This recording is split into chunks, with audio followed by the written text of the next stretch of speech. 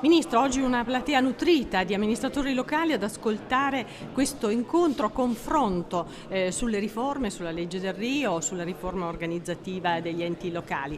Quale sarà il suo compito?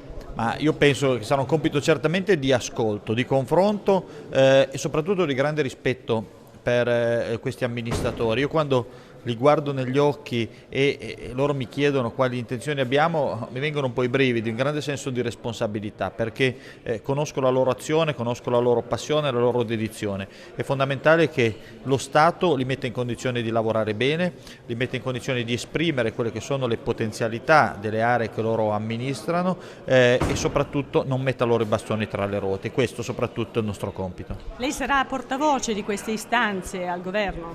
Beh, certamente, io vengo da una terra che ha tantissimi comuni, tantissimi piccoli comuni numericamente, ma con territori molto ampi da amministrare. Essere amministratore da noi è molto difficile e diciamo, la principale forma di volontariato sul territorio e soprattutto l'identità di un comune rappresenta anche la presenza di tanti cittadini che intorno a questo comune svolgono forme di volontariato ai vari livelli, dalla Proloco alla Protezione Civile, ai Carabinieri in congedo, all'Associazione Alpini. Ecco, noi dobbiamo quindi anche rispettare molto l'identità. Facendo venire meno l'identità rischierebbero di svanire anche queste realtà.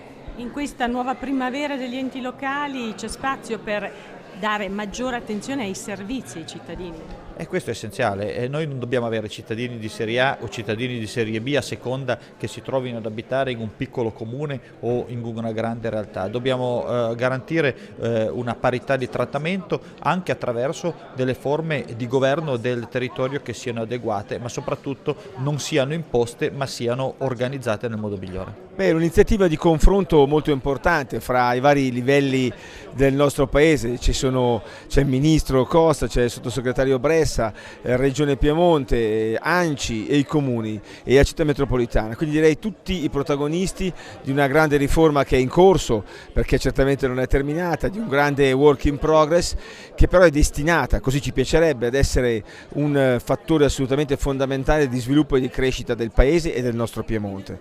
Dobbiamo perseguire delle economie di scala che sono territoriali, che sono di densità abitativa, che sono organizzative, che ci consentono di aumentare i servizi per i nostri cittadini e di confrontarci al meglio in una situazione che chiaramente è cambiata rispetto a quella che c'è prima. Ci sono molti meno soldi, ma non sono molto meno le necessità che abbiamo da mantenere i nostri servizi e di svilupparli e di crescere. Il significato di questa giornata è continuare a percorrere una strada tutti assieme, i sindaci che governano le aree vaste insieme ai colleghi che governano semplicemente i comuni, se semplicemente si può dire, per cambiare istituzionalmente dal basso questo paese ed è il momento di farlo.